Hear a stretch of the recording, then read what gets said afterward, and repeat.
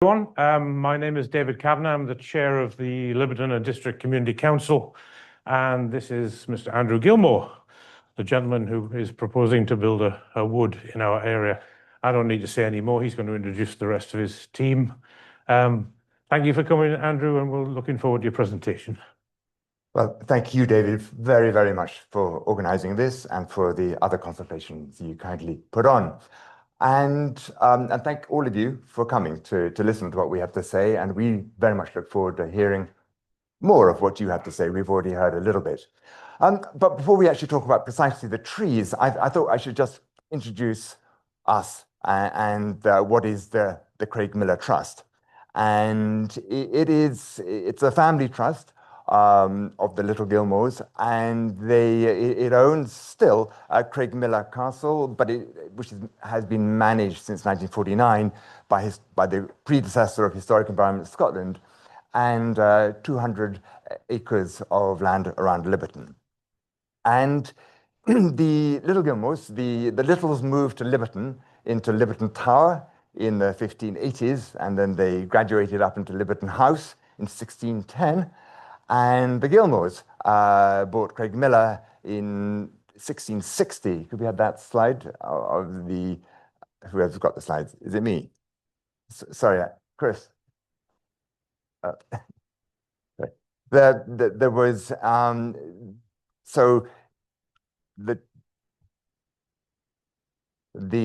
this gentleman here, the first John Gilmour, bought the Inch and Craig Miller in 1660. He was the leading judge in Scotland, and despite his rather forbidding appearance, he's a rather civilized man who refused to execute the Covenanters after the Pentland Uprising in 1666, despite a lot of pressure from Charles II down in London.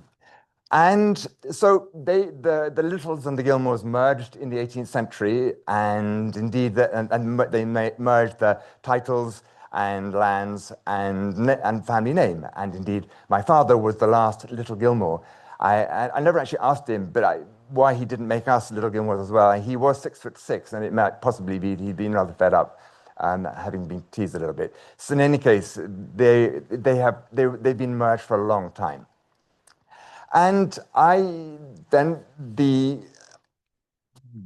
later, Sir John Gilmour, the man there, painted in 1926, and he inherited the Inch when his father died in 1939, but he never was able to move into it because he went straight back into the army, and by the time the war was over and he was out of the army, Edinburgh had expanded, and now Liberton and Craig Miller was part of Edinburgh, which it wasn't before, and the council compulsorily purchased the lands all around him. So he sold the Inch, which was the one thing left that he had, and then moved out and handed the castle to the Ministry of Works. My father inherited the Liberton and Craig Miller, and was a politician and a thinker.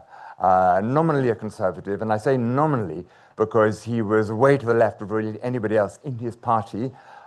He was the only Conservative MP in the 1960s to have a full voting record on all the great liberalizing measures, capital punishment, abortion, homosexuality, women's equal rights and divorce.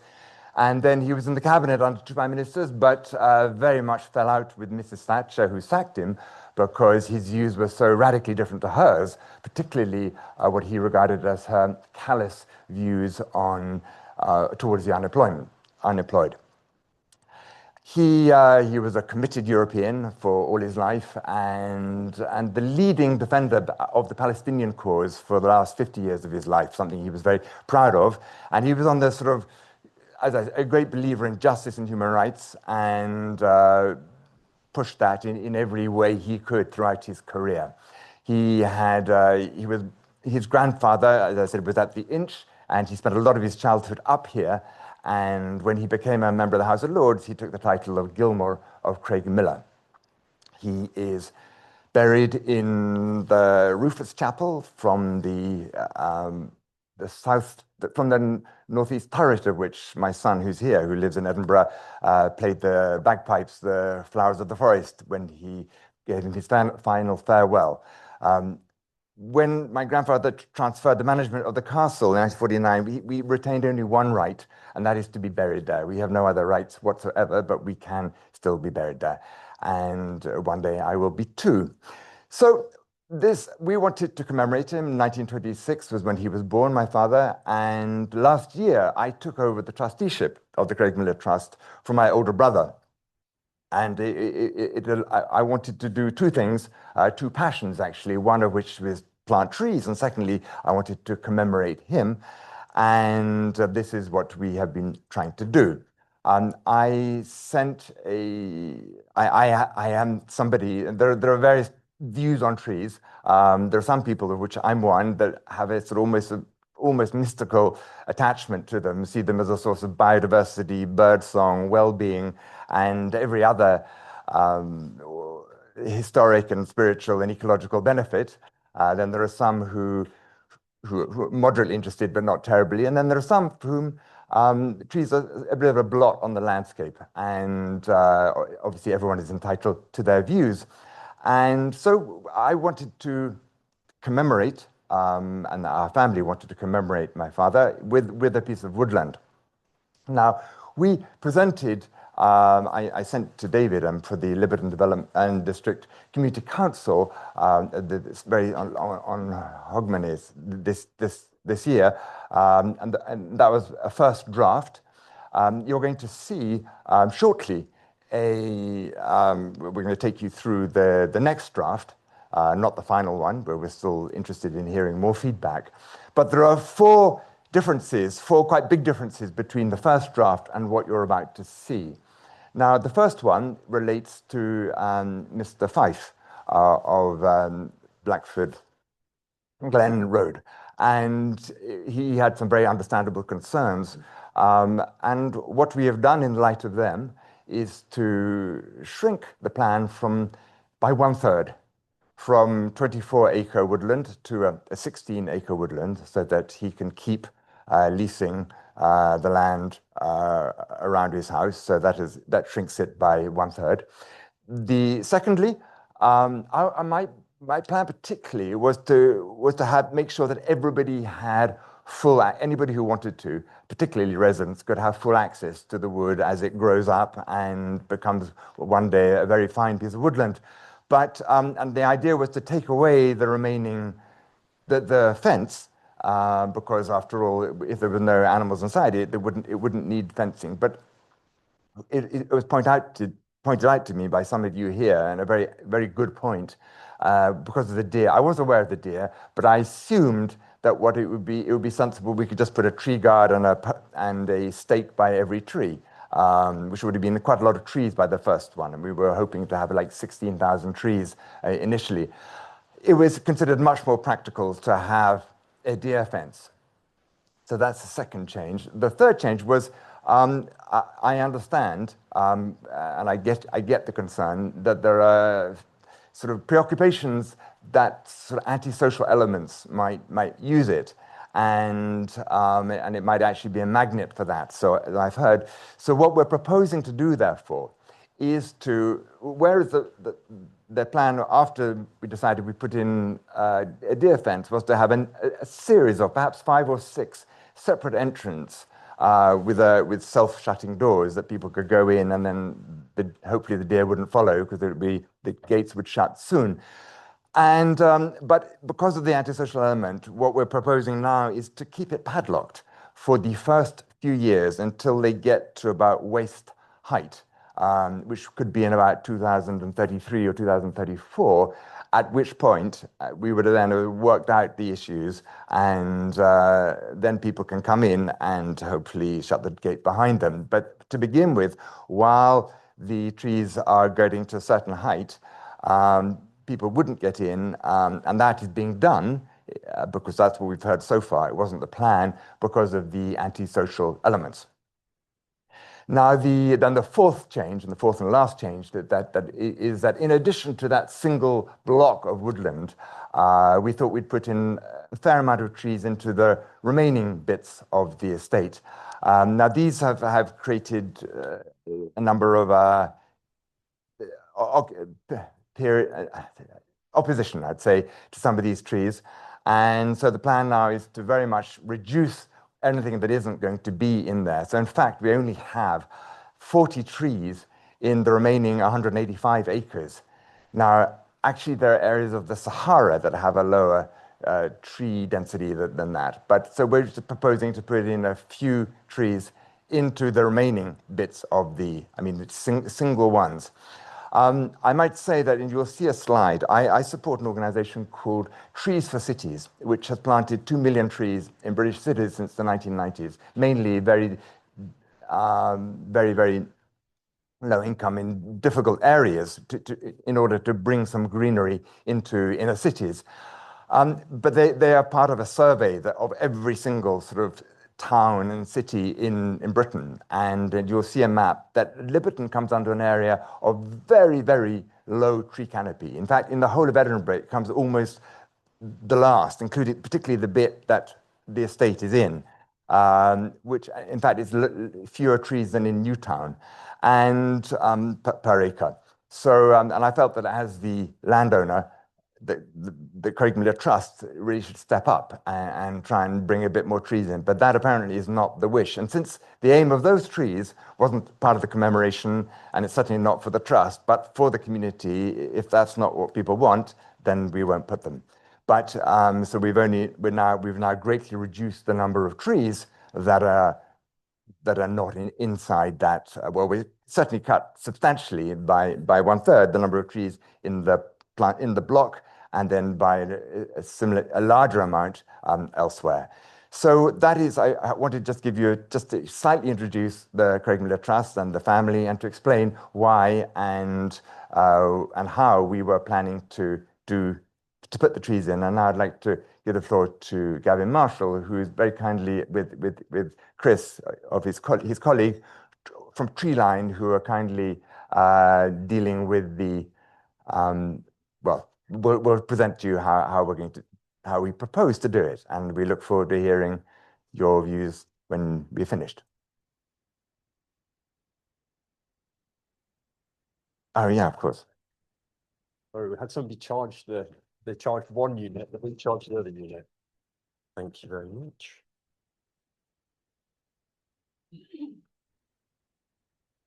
Right. So hopefully you can all hear me there. Sorry, I'm Chris Adams. So I am a forest manager with Treeline Woodlands. Thank you very much for introducing myself and also my colleague Gavin, who's going to speak after me. We've sort of been involved relatively early on with the discussions around the proposal. As you can see just with this slide here, talking to the Scottish Forestry Central Scotland conservator, who sadly isn't here, but he does have a welcome replacement sitting listening. This is quite a substantial proposition. This is probably one of the largest urban woodland plans for 25 years within the city of Edinburgh. And as such, it was sort of felt that this is quite a substantial opportunity. I think the idea that Andrew wanted to have us all here this evening is a bit of a luxury, canvassing around the potential for what is a fairly substantial new piece of woodland within Edinburgh, within Liberton. And as we move through, they asked me to sort of give you a little flavour of what's been discussed in relation to why they've wanted to do that. I think I've drawn the short straw. I suspect in many respects I'm preaching to the converted. So bear with me, I will try and rattle through it relatively quickly. I'm sure looking at the faces around us that you understand all the points and you recognise the points that are up here. It really was important to the Trust that they wanted to create a community space. They wanted to enhance what is the Blackford Glen, the Braid Hills and Liberton area, which are already renowned for it, not just with you as local representatives, but also across Edinburgh. I lived in Stockbridge. I've worked in Edinburgh, and I've spent time in Blackford Glen. In many respects, I suspect that you also enjoy not only the community that's generated around that, around the golf courses. I'll steer clear of any Mark Twain quotes on that one. I didn't come to the Glen for that. But in terms of things like hill races, running races, obviously we've mentioned Mr. Fife and the equestrian school. There's a lot of equestrian usage in the area. There are some more niche uses, so people walking dogs, taking in the track, working from the golf courses down into Blackford Glen, cycling, twitching, dare I say it. So the ornithologist in the room, it's a fantastic resource. It's a fantastic natural resource that we would like as part of the proposal to enhance and to extend on. I think when my colleague Gavin, who's been involved with sort of trying to put forward a visual representation of what's been discussed thus far, you'll see that the potential for creating wildlife corridor further on down the Glen, while still maintaining open space within the Glen, is very much to the fore. There is obviously a change or a slight change in the landscape. And when I talk about that, at the moment, I'm talking predominantly about the 7 hectares of new woodland, that being the main block. Again, that's the main block that's already had some adjustments to allow for concerns that were raised with Mr. Pfeiffer's resident and adjacent to his land. But you'll see a visual representation of that slightly later on.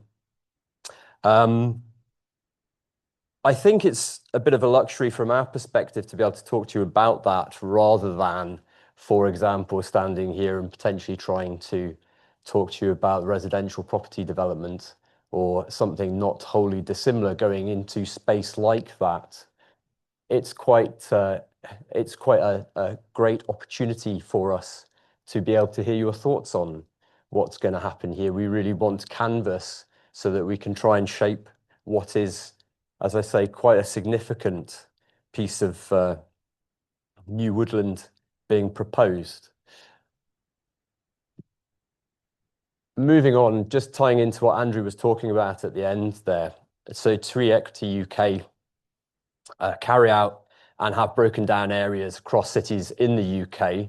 This is a global organisation that's now tied into the Woodland Trust, and they are using a number of ongoing studies tied in to try and generate an idea of where we should be potentially to improve any number, and I will come to those, any number of points regarding tree cover and tree usage within local authorities and within cities, for a large number of reasons. Some of that is tied to demographics and enhancement of areas that are perhaps less equitably allowed to gain access or have been denied access to green space and to new woodlands. As Andrew mentioned, the Liberton site canopy identified by Tree Equity UK covers around 12% with a goal of around 36%. In relation to where that sits, that's down at 560th out of 588 data zones in the city of Edinburgh. Stockbridge, that has already been mentioned, no booing. Canopy cover is 21% with a goal of 20%. It's quite substantially ahead. In relation to this, obviously there are advantages to trying to encourage green space development and also to protect and maintain green space development, which is also part of this project. The ability to maintain this for the future. I think Andrew's mentioned that the Trust, are actively seeking to encourage this to be here for some degree of legacy for the local community, as well as for Edinburgh as a city. Green spaces provide significant advantages, as you can see. So from not only just from a biodiversity basis that I will move slightly into in the next slide, but also from things like heat island effects, which are relevant to Tree Equity UK. It's one of their indicators that they're looking to map and have mapped in relation to environmental betterment within cities and urban areas. They're fantastic in relation to things like enhanced noise pollution and air pollution. And we also find that we bump into all our neighbours. We meet, we use them socially. We like to walk in them. We like to take our pets to them. We take our children out. And these are all things that I think are actively look to be encouraged by the Trust as this woodland hopefully comes to maturation, starts to grow and allows perfect access to go into that. There are sort of fairly substantial reasons around things like biodiversity. We don't just mention it for no reason. The Woodland Trust, again, have recognised that there are significant drops within woodland wildlife species specifically. They find that 53% of woodland wildlife species are in decline. As my colleague Gavin will probably talk to you in terms of species, the bulk of the new woodland that's being proposed, we have quite a lot of scope in terms of the native broadleaf species that we would like to use, but the bulk of that is actually being proposed as oak woodland. Oak trees sustaining up to 240 different insect species are light years ahead of any other of the native broadleaf species in terms of promoting and driving biodiversity. That entomological variety is quite substantial and has the opportunity to be quite substantial when placed in a woodland of this size. But it also feeds the other biodiversity that I think a lot of us probably also enjoy, that feeds into our health and our well-being, our enjoyment of being out in green space and woodlands. Birdsong, birds, small mammals, large mammals. We've already heard about a fairly sizable deer population. I think I had it at 18 in my last photos. All these things are fed and fueled and enhanced potentially by what is a very exciting woodland proposal. Moving on, tied to biodiversity is also the opportunity for us to partake and enjoy and gain, I suppose, a degree of health and well-being in a busy urban environment. I think it's really important that we consider these things, especially for the future and especially for the community. In terms of the actual woodland design, I'm going to pass on to my colleague Gavin, who's been quite instrumental in trying to provide a visual interpretation of the Trust's vision for this type of woodland. And I hope he can shed a little bit more light in terms of the geography for you. And I'll pass this over to Gavin just now. I'm just going to re-click. Do you want to pop that in your pocket? Yeah. Okay. Thank you.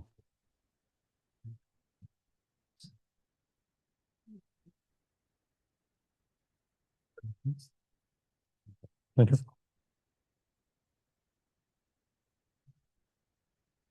Thank you, Chris, and I hope you can all hear me all right.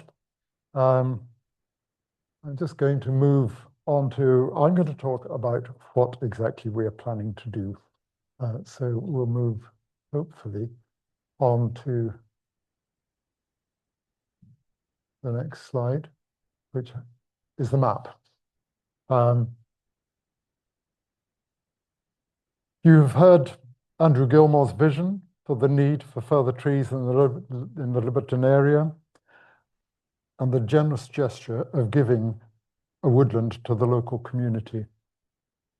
And you've also heard my colleague Chris speak very eloquently about the benefits which trees and woodland can bring to the community. Before I start, I want to be clear that yes, we have been talking about this proposal for several months, but this is a first public consultation. We have an idea of what we want to do, but we are consulting and we are listening. You really do have a chance to shape this development. Nothing is foregone. So what is it that we're planning to do? Well, two things. First of all, create an area of woodland, which is this area up there. And the second thing is to plant a number of what would be best described as avenue trees. And the number of this is probably slightly, well, we can show them along here, and I will go on to the next slide, which shows the southern part of the estate and the avenue trees around here and up there. A couple of trees on the roadside and 2 trees above Tower Farm. I think this has been perhaps slightly controversial, and I would say that we are certainly open to discussion about that. We're not talking about very many trees, I would just ask you to bear in mind that these trees, when planted, will be very small indeed, and they will take quite a long time to grow. So firstly, we're applying to Scottish Forestry for grant aid. This may or may not be forthcoming, but if successful, there will be parameters within which we have to work. At this stage, I don't think we need to concern ourselves too much with this, but it may be helpful for you to know that a government agency is watching us. The next question is how we're going to protect the plantation. It was Andrew's hope that woodland creation could be achieved without fencing. Fencing was seen as a deterrent to open and human involvement. But there is an enemy out there, and that is the deer about which we've heard so much already. In short, we could plant 10,000 trees tomorrow, and by next Monday, probably most of them might have gone. So the one thing we are absolutely determined we are not going to do is cull any deer. So we'll need to erect a fence. I think it is the only way of protecting the trees against the deer. And then we come to what we're going to plant. The aim has always been to focus on native species and principally native broadleaves. I say principally native broadleaves because under that umbrella there is only one native conifer, and that's Scots pine. And even that is really considered by many to be only truly native to the north of Scotland. Within the woodland, I'm going to go back a slide, you will see that we have included an area which we have down as an arboretum, in which we would hope to include as great a diversity of different species as we can, both broad-leaved and conifer. And it's my hope that each tree will be marked with a name for ease of reference.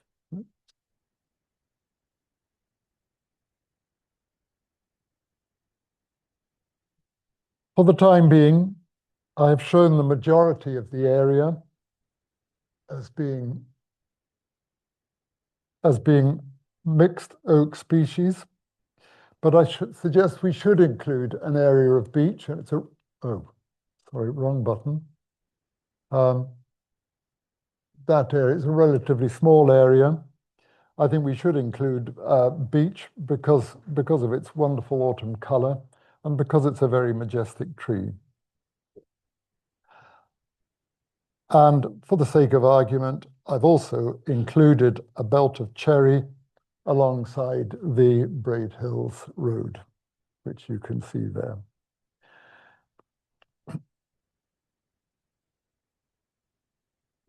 Outside, I've suggested low canopy, broadleaves. It can be a generous mix of low canopy native broadleaves, of which there are many: birches, alders, rowans, hazel.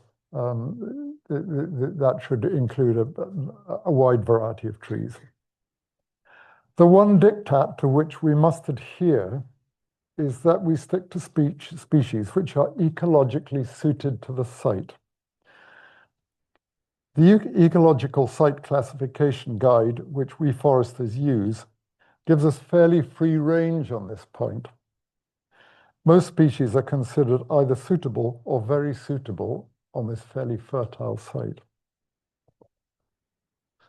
To recap on species, my brief was pretty open, and that was to include mainly mixed native broadleaves. However, I suggest that what we are trying to achieve in the long term is a mixed woodland, mixed not only in terms of species selection, but also in terms of age structure, stocking density, and graduation between open ground and stocked woodland. It can be a little bit difficult to portray this on a map. In terms of how we're going to get there, Andrew is very keen to involve school groups in the planting.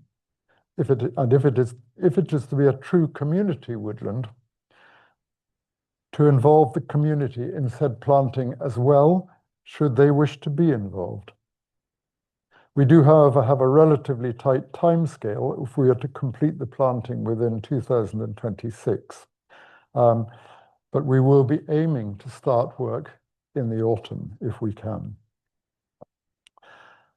My final point relates to that of maintenance. And on that, I would like to assure you that at no time during the course of our discussions has there been any suggestion of avoiding essential maintenance. This woodland will be professionally cared for, and I'm very happy to take questions on that topic. My final slides give an impression of what the wood will look like from various viewpoints, including from the golf course above Braid Hills Drive, from the Corby's Craig, from Liberton Bray, and from the Tower. I've given impressions for spring and autumn, and will run very quickly through these.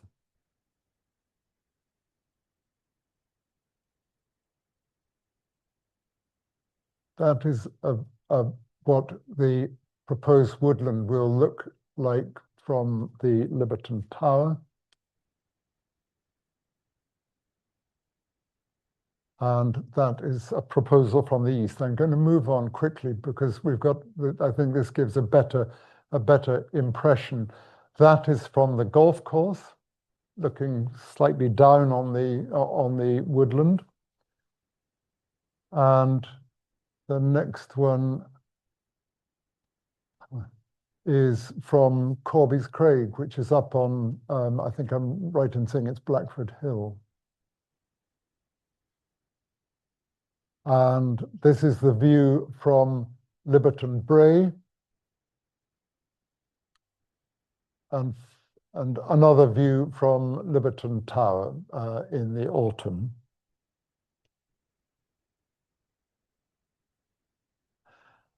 And that's it. Thank you very much for listening. And I think the plan now is to answer any questions which you may have.